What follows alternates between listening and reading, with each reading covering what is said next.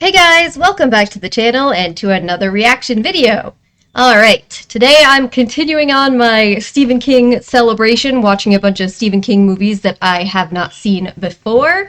Some of them will be on YouTube, all of them will be on Patreon, so if you're watching this one on YouTube, just know if you want to see all of the ones that I'm going through, they're up on Patreon. This is going to be The Dead Zone. Now, this is an interesting one for me. I have read The Dead Zone, and I've actually read it multiple times. I think it's great. I think it's actually, yeah, it's one of the ones back here behind me right now. I think it's a great book.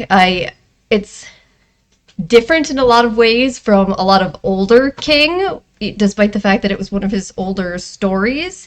And I'm really curious to see how this is going to play out on film. Now, my understanding is Christopher Walken is playing Johnny, and I'm very interested to see how he does with that. Because my image in my head of Christopher Walken and my image of John Smith, the main character, yes, his name is John Smith, are quite different. Although I could definitely see, like, later in the story, maybe being more of a Christopher Walken type. We'll just say I'm interested. I'm curious. But yeah, this is another one of those 80s movies that I haven't seen, and I'm excited because I do really enjoy this book, and I'm curious to see how it's going to come out on film. Alright, so again, just a reminder, I do have a Patreon if you want to get early access to my reactions, full-length versions of my reactions, if you want to have a say in things I watch in the future, if you want to get Patreon exclusives, we've got movies, we've got TV shows, all sorts of stuff, head on over there. If you want to just hang out on YouTube, I always appreciate anyone liking the video, subscribing, all that is cool. Let's watch The Dead Zone. Here we go.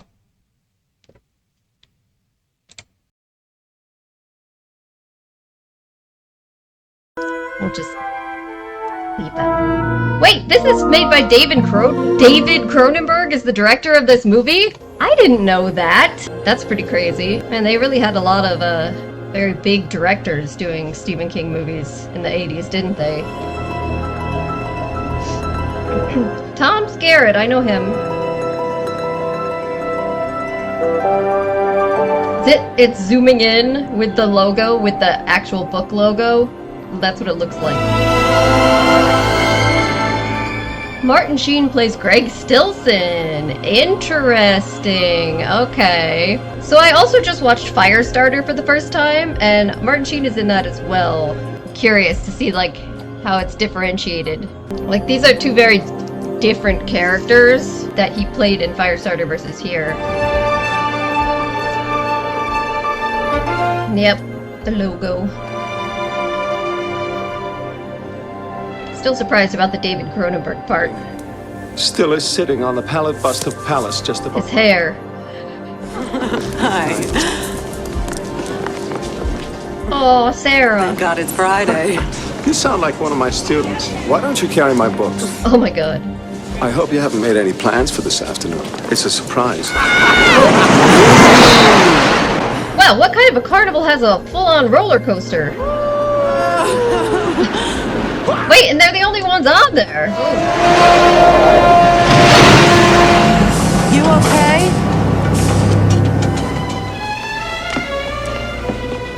The ominous music. That was it?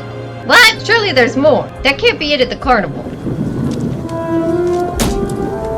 Huh. Alright, I'm not going to talk too much about it until the end of my discussion, but I feel like there's a central component was removed. You could spend the night here. Better not. Some things are worth waiting for. Famous last words. I'm so crazy about you. I'm gonna marry you, you know? Oh. Oh. Ooh, that's a cool looking scene.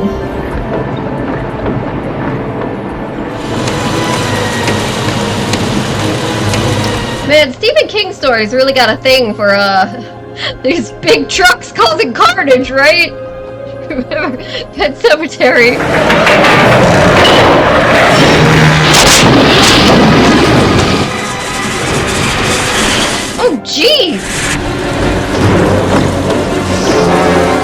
Okay, so they really made it hard for him to avoid.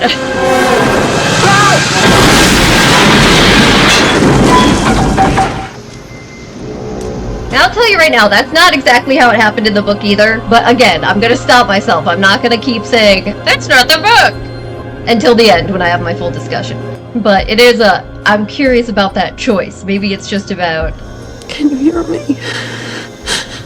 We're gonna get married, Johnny. Don't leave me. Famous last words, right? Some things are worth waiting for.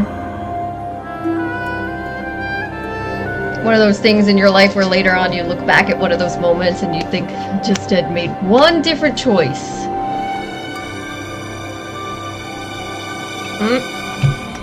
Wow, so they don't even tell you directly. They just let you see him and they're like, and let you think, okay, it's obviously been a while. And I mean, I'm sure once he's awake, they'll say how long it's been, but...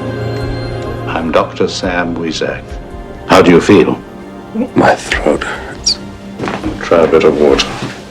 Hey, slow down. He looks more like the Christopher Walken I'd expect now. You've been involved in a terrible traffic accident. You've been smashed up pretty badly. No bandages. Yeah, it's been a while. Your parents are here. They're right next door. I'm going to bring them in now. It's a miracle, John. I was lucky. Yeah, I don't know about that. The Lord has delivered you from your trance. Trance. What's she talking about? You've been in a coma, Johnny. For how long? 5 years. What about Sarah? Yeah. She's turned her back on you. She cleaves now unto another man, a husband. It's so sad. Like, you can't blame her 5 years and there was no indication he was gonna wake up. And like, can you imagine that? You wake up, it seems like it was just yesterday to you, but you find out you've lost 5 years of your life and the person you love has married someone else and everybody's like moved on as though you're dead.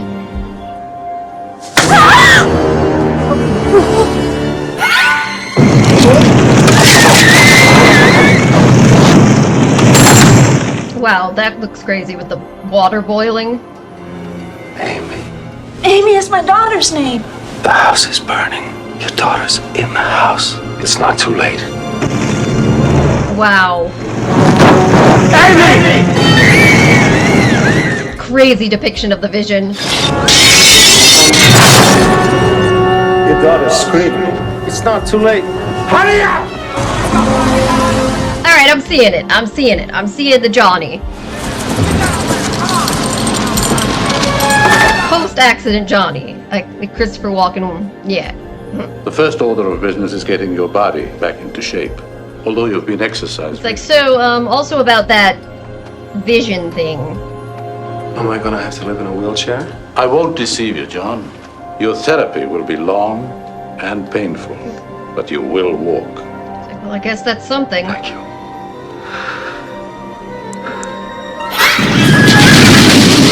Wow, they really filmed this.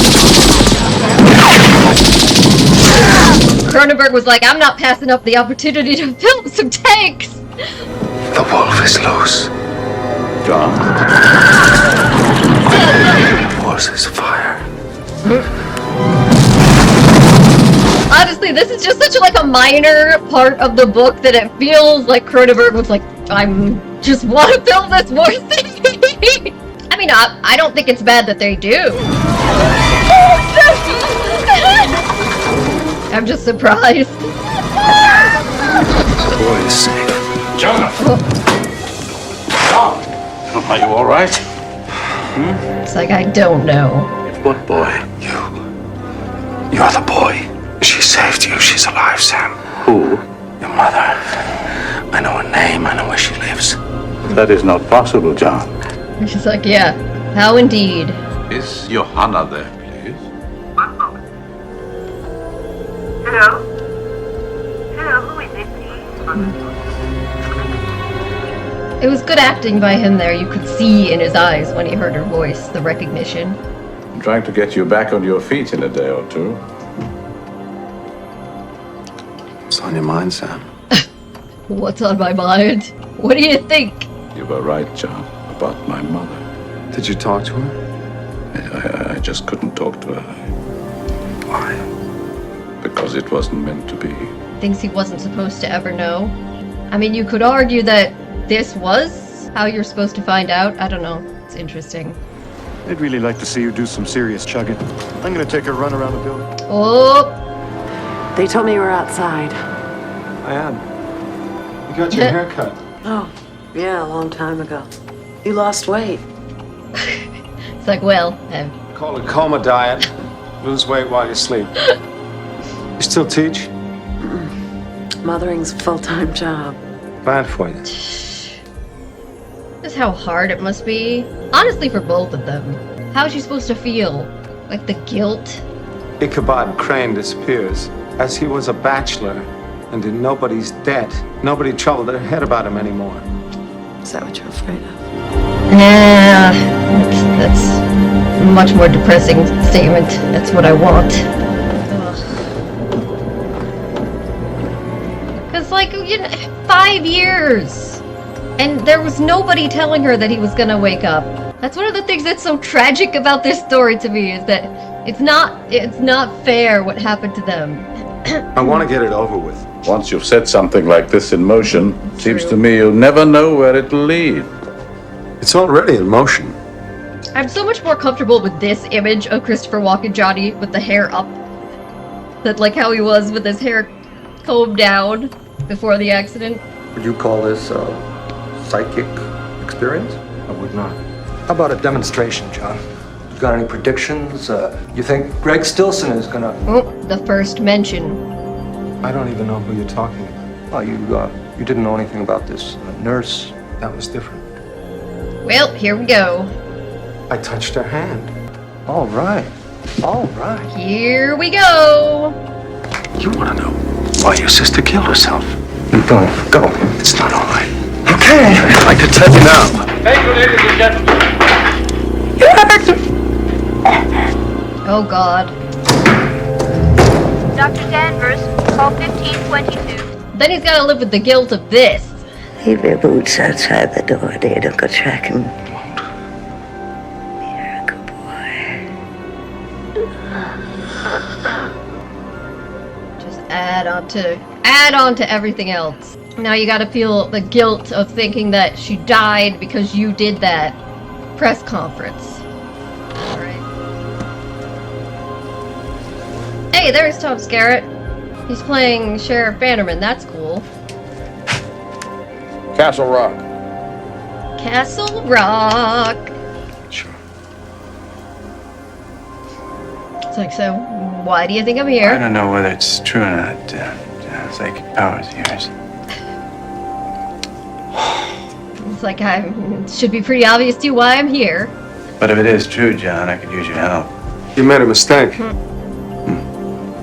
You'd understand why he wouldn't want to get into that, because the things that he gets in his head, like if he's actually touching anything having to do with a serial killer. Bless you with this gift, you should use it. Bless me? You know what God did for me? He threw an 18-wheel truck at me. God's been a real sport to me. Yeah. If you change your mind, you know where I am. I completely understand his perspective and why he wouldn't want to do it. But at the same time, serial killer.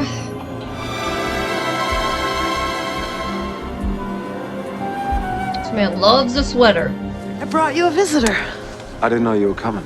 I wasn't sure myself. Is that who I think it is? His Majesty. His Majesty. Last time we were alone together, you said some things were worth waiting. Yep, famous last words. Haven't we waited long enough? I'm sure there's a lot of people out there that just kind of hate Sarah for this, because, you know,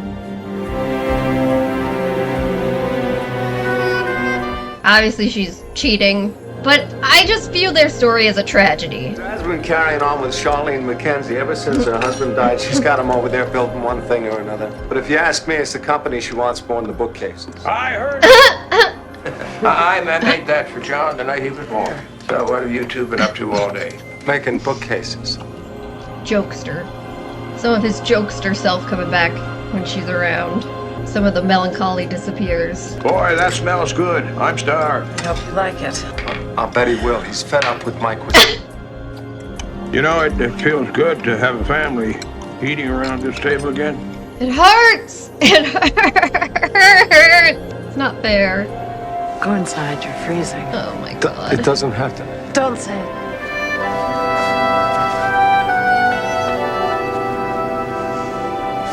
It's not fair. It's not fair to any of them. Well, we have no new leads at this time.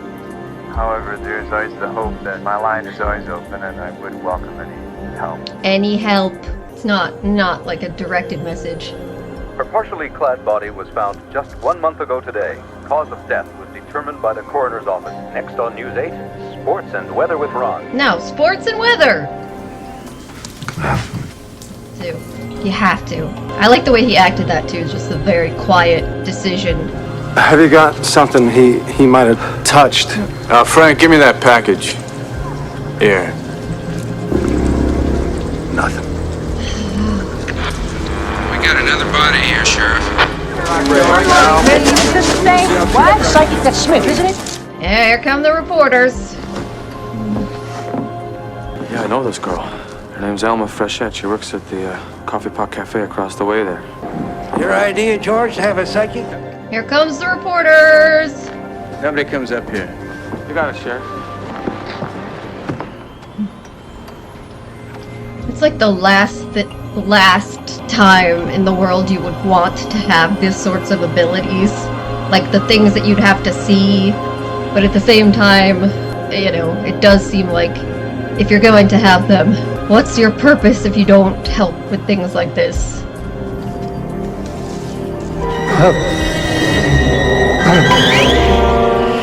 She knows it. And suddenly he's there.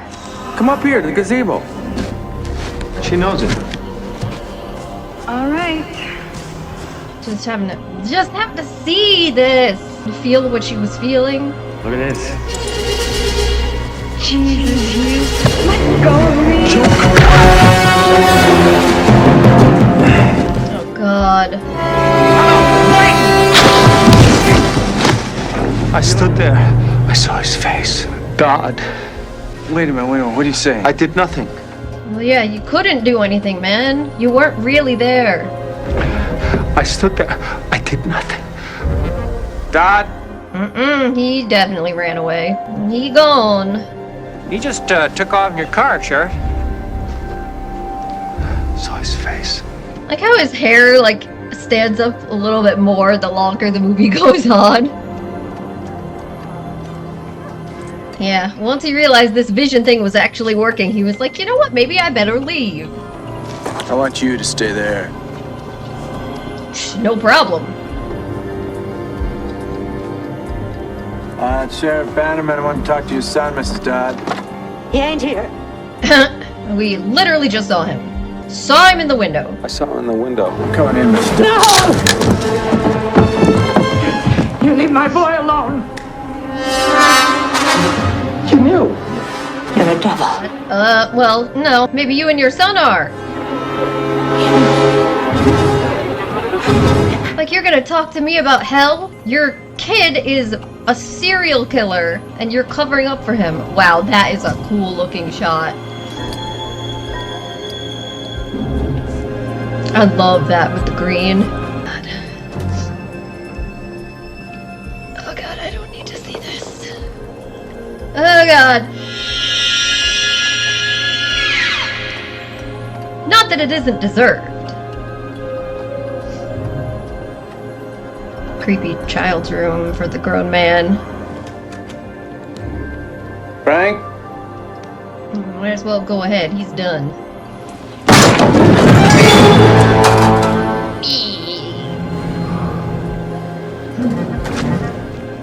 Oh, he's still twitching, no! Uh-oh.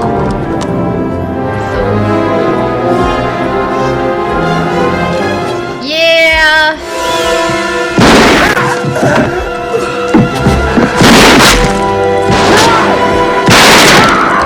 I mean, it's like, I used to be an English teacher, man. Oh, they're just giving us little snippets in the background about Stilson. Hello, John. Hair's even bigger. May I come in? He didn't like the way he looks. Yeah, because, you know, his existence is become quite draining. How's the, all healed up now? It's like, oh, you mean where I got shot? Where I got shot by the mother of a serial killer who said I came from hell? It's nothing. In the last few months, I've done some research into the area of psychic phenomena. The visions grow stronger and more powerful, so the body weakens. Yeah, this certainly appears to be. Come back with me. Where? To the clinic. No. John, please, you must. So you can study me? No, so I can protect you. It's like, already lost so many years of your life. So what should you do? Except that you're not getting better and just try to enjoy the life you've got left? Or what? Or go back and just live in the clinic and see if you can extend your life such as it is as long as possible? I'm already living in a controlled environment, Sam. A profound sleep which shall last 100 years. Sleeping Beauty. Bye. John Smith? Hi. I'm Roger Stewart. I'd like to talk to you for a moment. What can I do for you? It's my boy, my son, Chris. He needs help. What's the matter with him? God, he's so shy. Think you could help him? I wouldn't know that unless I met him. You have to come out to the house. Dun dun. No, that's out of the question. Not the way I do it. It won't work otherwise. Got him through his teacher instincts. He'll get to know you, then you can bring him back here for the lessons. Please. Okay. Great. Tomorrow morning, Saturday, I'll send a car over to pick you up. Huh? World's coming to get him now.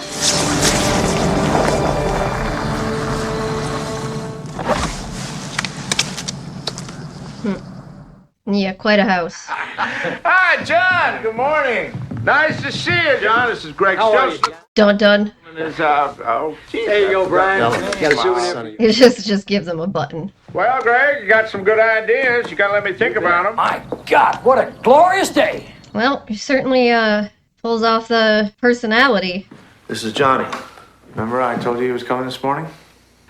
I'll leave you two alone to get acquainted. Made him a lot younger in this. Sorry, I did another in the book thing. Your father says there's something wrong with you. He wants me to bring you out of your shell. It's my dad that lives in a shell, not me. This music. Chris is really taking to you, John. I'm impressed. Made a lot of progress for one day. Just had a talk. Well, with Chris, that's a real achievement. You want a drink? It's like, you know, I have a serious brain injury, right? You know about that, right? This is the sort of nonsense we're seeing politicians do on TV now. Oh, I can do push-ups, I can do pull-ups.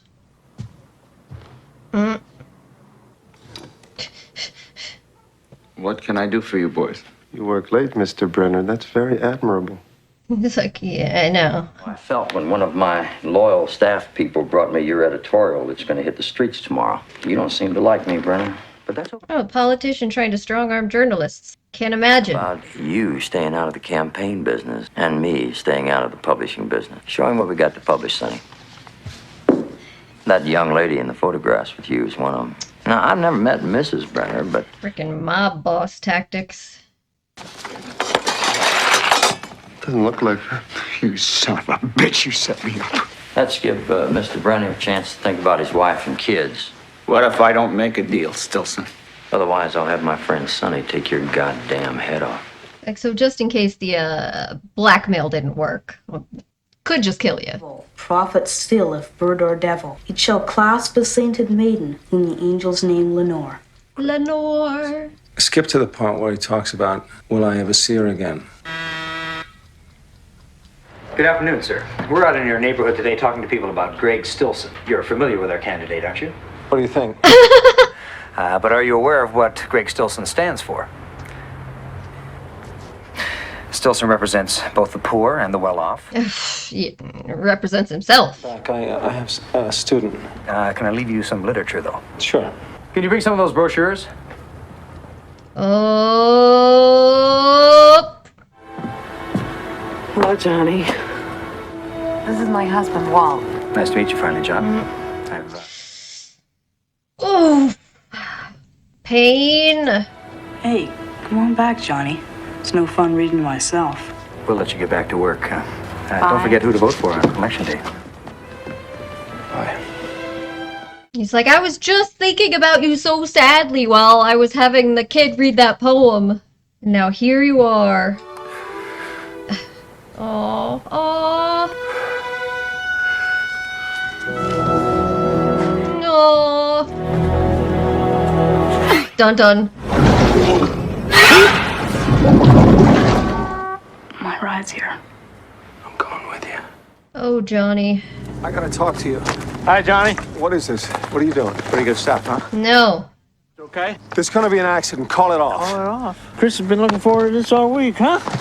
I gotta talk to you. Ooh, and it's like, how do I explain this without sounding like a psycho? Ridiculous. We always get on that pond until March. What the hell is the matter with you? You wanna kill your own son? Maybe not the best way to put it. Now, don't give me any argument. Oh! The ice is gonna break! Oof. I don't want you in my boy's life anymore. No, Dad. It's not safe. Oh my god. All right.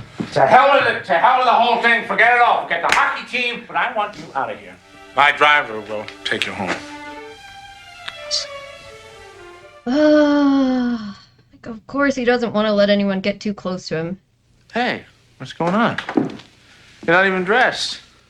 This dumb bastard. I thought you called it off. Well, that was just to get rid of him. You So, we going or not? dumb bastard. Are you gonna sit here and pout like a baby in your room, or are you coming outside to play hockey with your friends? Those other kids, man.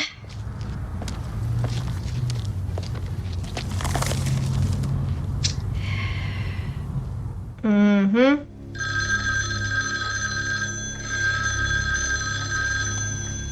Your fault. Hello? Who is it? Johnny.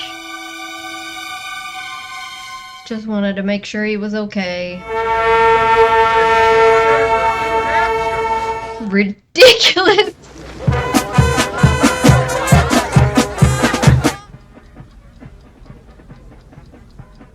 Like the how they have him have that clock just ticking away in the background all the time.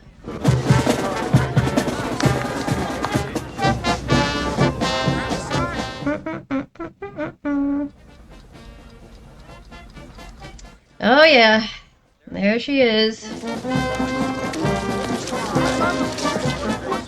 Ah, he just can't stop himself.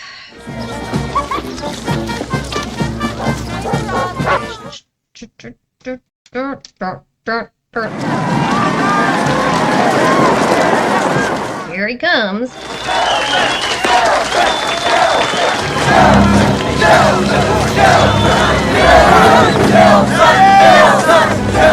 Oh, I like the way they're shooting this. Thanks very much. The inevitability. Good to see you.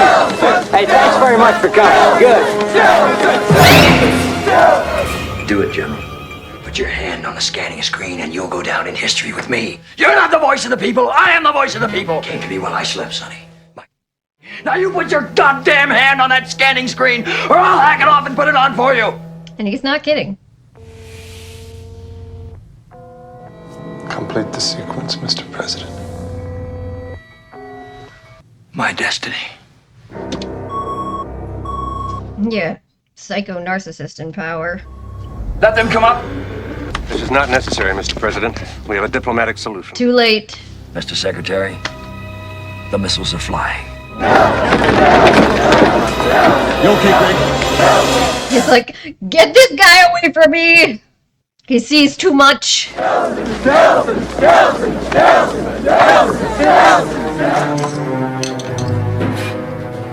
He's like, what do I do with that? You could go back in time before Hitler came to power. Knowing what you know now, what would you do? It's an age-old question. Is that why you were sent for me, John? to ask me this question? Is you wondering why the psychic might be answering that question, asking that question? I've been tutoring this boy. In the vision, I saw him drown. That's not the point. In the vision, there was something missing. There was something I couldn't see. I don't know. It was like a blank spot. It is interesting they waited this long to bring this concept, since it's like part of the central concept. Did the boy in fact drown? I talked him out of it. The boy's alive. Ah, not only can you see the future, I can change it. Yes, John. It's like, yeah, so back to my question. The possibility of altering the outcome of your premonition. So back to my question about Hitler. Make a note. Back to my question. It was important. What about my question, Sam? Oh, you mean the one about Hitler? I don't like the sound of this, John. What do you think he's getting at? What would you do? Would you kill him? All right, I'll give you an answer. I'm a man of medicine. I'm expected to save lives. And therefore, I would have no choice but to kill the son of a bitch. Oh, Sam, can't you put this together? You'd never get away alive. It doesn't matter. I would kill him. Sam! Put two and two together! Is this the most prime example of this theoretical question in a story ever?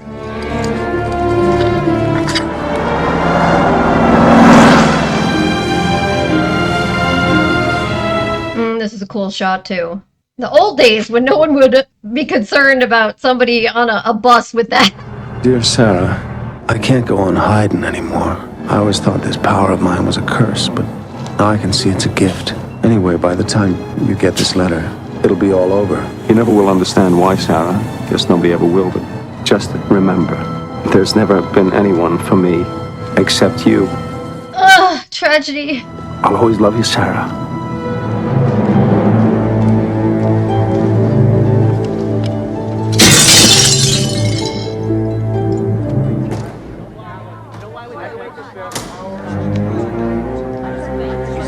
It was a cool angle for them to shoot, like from what his perspective would be. Whoop.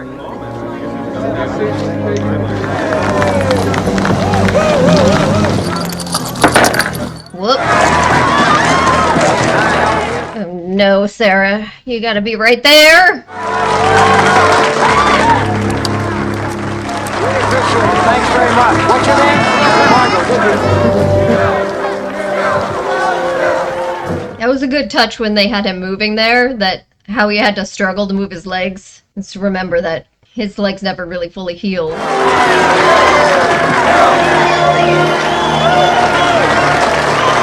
want to thank all of you from the bottom of my heart. You made this campaign the most... Oh no, I just realized something because Sarah's up there with Denny. ...in the history of this great state. And I've come here personally to thank you for that. I guess it makes sense they're doing that. Johnny! Don't! No! Yep. Kind of a man hides behind a baby. Shields himself with a baby. Who are you, you son of a bitch? Who sent you?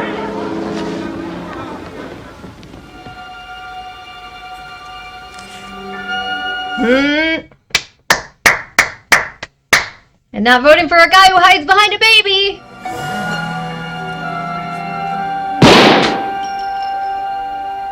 It's over. You're finished. Where's that kid with the camera? He's taking pictures! I don't see him. Ooh, even Sunny. Oh, woo-hoo-hoo. Okay, I like that. Even Sunny. Why? Goodbye.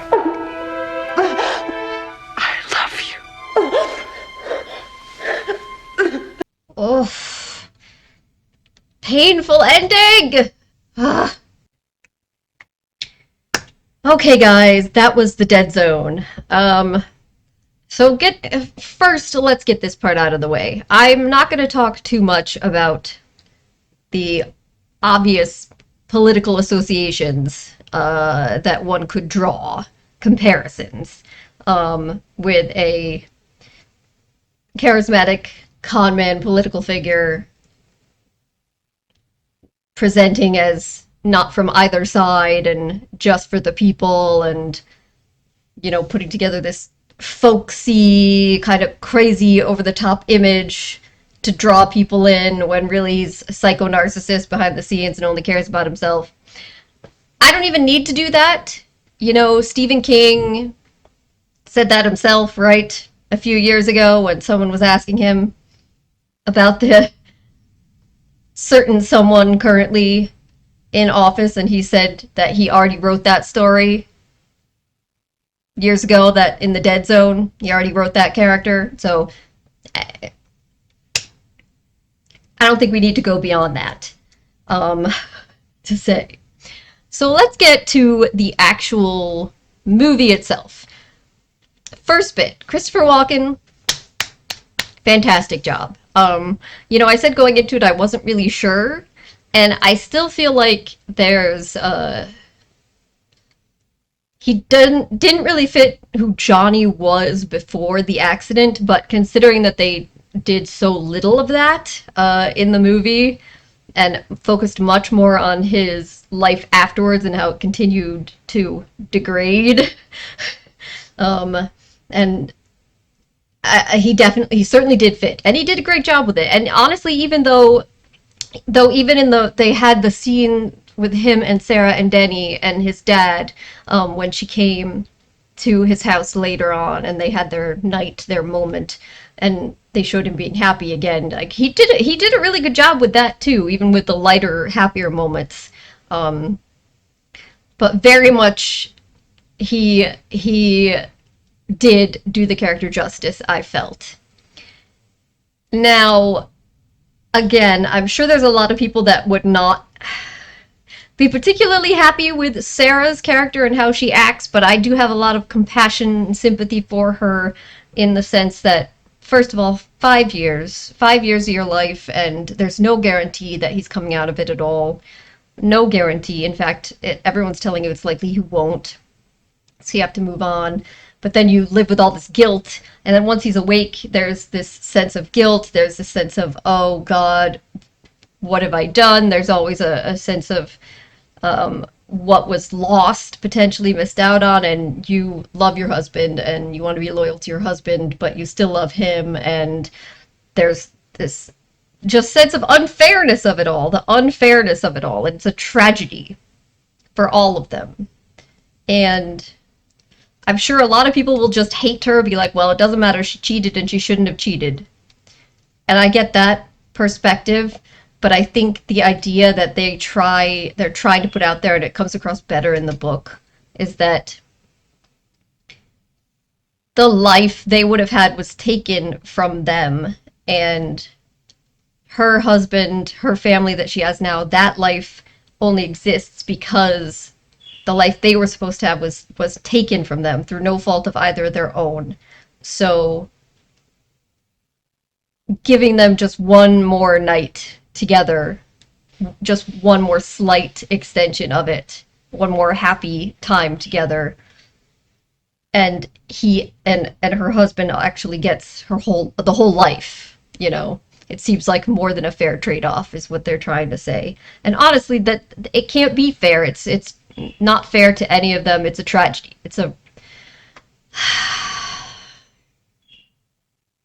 Yeah. All right. So the big structure of the book, and I think they did a good job with it here as well, is it's not a typical.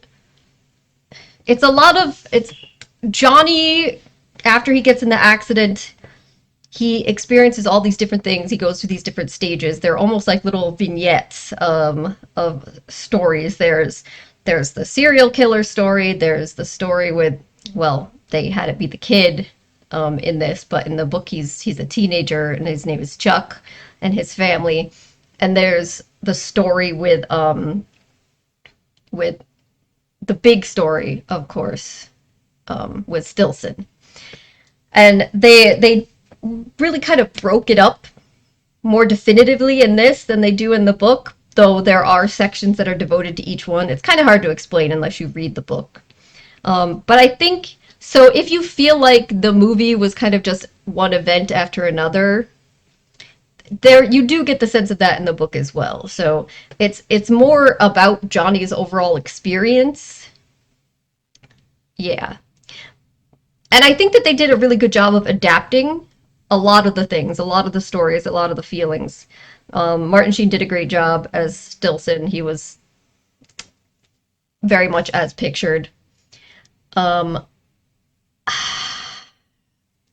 There's certain things, though, that I feel like were left out that were kind of important to the overall idea. And I'm curious about the choice to leave those things out. The first is that, and I mentioned this at the beginning, when they're on that roller coaster, they have it in here that Johnny gets a bit of a headache, and so then they go home early and he doesn't stay with Sarah, and that's that. And then he goes and he gets in the accident. In the book, they spend a whole night at the carnival doing a bunch of different things, and there's a whole thing with him playing the Wheel of Fortune, and you learn that Johnny has always kind of had these intuitions. It doesn't become the full-on flashes and visions of the future necessarily until after the accident, but he's always had this sense. It's at least since he was a kid, when he hit his head earlier as a kid. And so he is playing this Wheel of Fortune, and he's making increasingly big bets, and he keeps winning, and he keeps winning, and he keeps pushing it. And Sarah is kind of like, are you sure you want to keep doing this? And there's a crowd around them watching, and he just keeps pushing it. And she gets this sense of dread as it goes on, like he's using up all of his luck and like pushing fate almost, so to speak. And then indeed what happens is he wins a huge amount of money, but Sarah, she ends up feeling completely sick afterwards because the whole experience, she's like throwing up, she doesn't know what's wrong with her. So he takes her home, and she's the one that's too sick for anything. And he leaves, and then the accident happens. But there's a whole idea, which they did kind of touch upon a couple times when they said bad luck, but there's the whole idea behind it that it was like was it just a cruel twist of fate, but that he used up all his luck? Or was this supposed to happen because he was having those flashes and he was following them, and that, you know what I mean? So that, I feel like that's a kind of important part that I'm not certain why they left out, except maybe just to simplify. Likewise, his mother, she does die in that way, but there's a whole storyline how she is extremely religious, and she believes that she never accepts that Johnny is never going to come out of his coma. She fully believes that he will, and that God has a purpose for him, and that when he comes out, she has all this zeal that you have to, she sees it as a gift, and he's got basically a mission from God to do something, and that Johnny has to find out what that is. And he never really accepts this idea or embraces it. His father also doesn't like it, and then when she dies, he basically promises her, just to make her happy, that he will accept that this is the truth and that he'll find out what he's supposed to do and he'll do it. And then he kind of puts it aside. But then over the course of the book, it's him coming more to terms with the idea that he does have to use this and there are purposes for it. And he wonders if the serial killer was it. He wonders if the thing with the kid is it. And eventually he comes to realize, actually it was Stilson and I have to do this thing. He goes through all these different stages of like, is there something else I can do to change it other than try to assassinate him? And he comes to the conclusion that no, this is the only option, and this is, maybe his mother was right. But so there's this whole like underlying dynamic of both, there's the religious aspect of it, but also just a fate aspect of it that seems to be kind of missing somewhat from the movie. And I don't know if it's just to simplify things or an intentional choice. I'm not totally sure how I feel about it, because I feel like that was such a significant part of the story. But yeah, so that's one of the big changes. I don't know. But it's also hard because you can't have like his inner monologue in a movie like this. So I feel like this is also a story that you could do like a really good HBO miniseries so that you had more time for each one of the sections. Like the serial killer story, you know, went by really fast, and even the Stilson thing went by quite fast. In the book, you actually, from the beginning of the book, you're mostly following Johnny, right? But there are interludes where you're following Stilson from the time that he's young, before he even gets into politics, and you see what kind of person he is and how he rises up. And there's also interludes where you're following Frank Dodd, who becomes the serial killer, and you see him getting worse and worse and hurting people. And so they build up to these conflicts over time. And I understand why they would choose not to do that in the movie. Like, they felt it was easier to do the interludes, and just drop a couple little hints about Stilson here and there throughout. But I also feel like that made the overall story stronger and more cohesive than the movie version.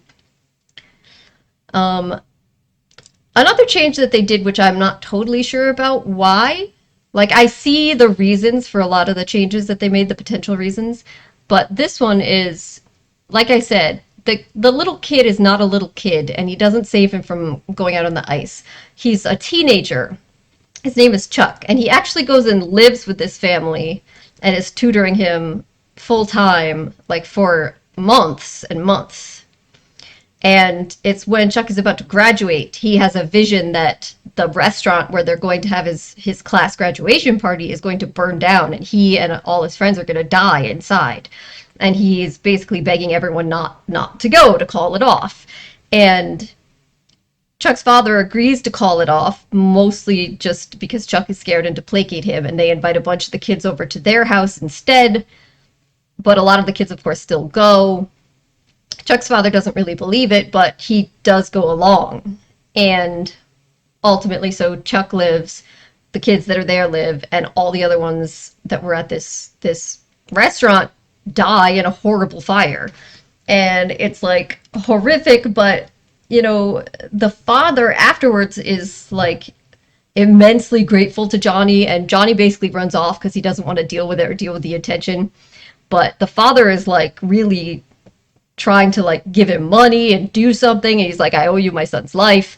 So that's a very different dynamic than what we got here in the movie. And I don't know if the choice to do this way was just to shorten it, maybe to make Johnny seem more isolated when the moment comes when he makes the choice about Stilson. I'm not sure. But yeah, that is one other big change from the book. Also, Sarah and Denny are not there at the shooting in the book. It's a different baby that Stilson grabs and is caught on camera with. But it definitely makes sense why they would make that change, to have her be right there and say the goodbye and all of that come full circle. That, I think that is an understandable movie change that they would make. But despite the fact there are a lot of differences, I still feel like this is overall a good adaptation of the book. I feel like it would have to be considerably longer to include all the elements that I'm mentioning that were missing or changed, or that I would like to be there. So, and I thought like the way it was filmed was awesome. There was some very Cronenberg-esque shots with the green lights inside the Dodd's house, with the tunnel that they were going through, that just were very cool, very well done, and very fitting for the feeling of it. Yeah, so I enjoyed it. I enjoyed this adaptation. Yes, there were things that were missing that I would have liked to see included or slightly altered, but it was a good representation of the book. I would be satisfied with this as an adaptation. So, but I'd like to hear you guys' thoughts on this movie, on it as an adaptation. If you haven't read the book, like, what's your perspective on it? If you have, what's your perspective on it? Yeah. So as always, if you guys have questions or comments for me, please do leave them down below as well. Thank you so much for joining me, and hopefully I'll see you next time. Bye.